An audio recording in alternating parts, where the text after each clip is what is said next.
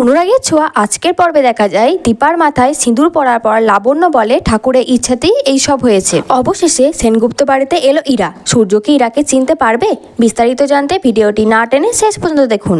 লাবণ্য সূর্যকে দীপা স্মৃতিতে সিঁদুর পরাতে বলে, দীপা কিছুতেই রাজি হয় না। দীপা চলে যেতে গেলে উর্মি আর তিস্তা আটকায়। বাড়ির অন্যরাও দীপাকে অনুরোধ করে। দীপা বলে এই সিঁদুরের ওপর ডাক্তারবাবুর বর্তমান স্ত্রী ইরার অধিকার, সে যদি ফিরে এসে তার অধিকার দাবি করে। বন্য বলে ইরার তো কোনো খোঁজ নেই, সূর্যের যখন তাকে সবচেয়ে প্রয়োজন সে কোথায়? তুমি সূর্যকে ভালোবাসো তাই তাকে খুঁজে বের করেছো। সূর্য দীপাকে বলে আমার বউ হবে।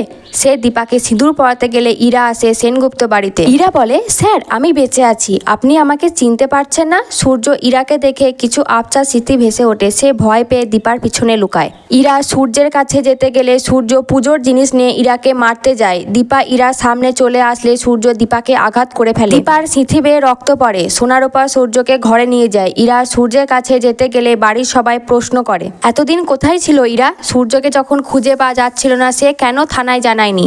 গুপ্ত বাড়ির সকলে ইরাকে কি মেনে নেবে নাকি ইরা নতুন কোনো গল্প বলবে? জানতে হলে দেখতে থাকুন টলিউড গল্প। আর অনুরাগের ছোঁয়ার পরবর্তী আপডেটগুলি পাওয়ার জন্য আমার চ্যানেলটিকে সাবস্ক্রাইব করে পাশে থাকা বেল আইকনটি ক্লিক করে রাখবেন। আর ভিডিওটি ভালো লাগলে অবশ্যই একটি লাইক করবেন।